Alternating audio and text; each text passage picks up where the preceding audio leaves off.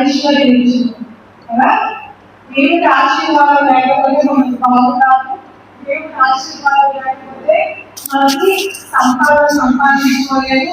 దేవుని ఆశీర్వాదం లేకపోతే ఈ భూమి మీద మనం ఏది పొందుకోలేము. అందుకని ఆయన నువ్వు ఒక్కదాన్ని ఆశీర్వదించబడితే కాదు, మీరొక్కళ్ళు ఆశీర్వదించబడితే కాదు, మీ ఆశీర్వాదాన్ని మాతో పంచుకోండి, మీరు మమ్మల్ని కూడా ఆశీర్వదించండి అన్నారంట.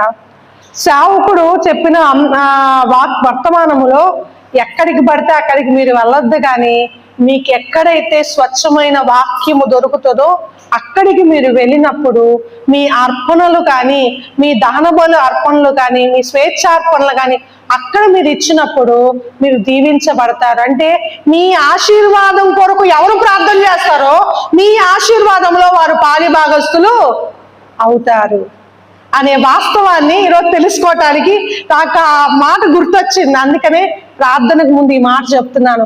మీరు ఆశీర్వదించబడిన వర్ధిల్లిన కొలది మీ వర్ధిల్లింపు ఎవరైతే కోరుకుంటూ దేవుని ఎదుట మీ పక్షాన్ని నిలబడతారో, మీరు ఆశీర్వదించబడటానికి మీకు సామర్థ్యం ఇచ్చిన దేవుని ఎదుట మీ గురించి మొరపెడతారో వారు మీ ఆశీర్వాదంలో పాలిభాగస్తులు అవ్వాలి.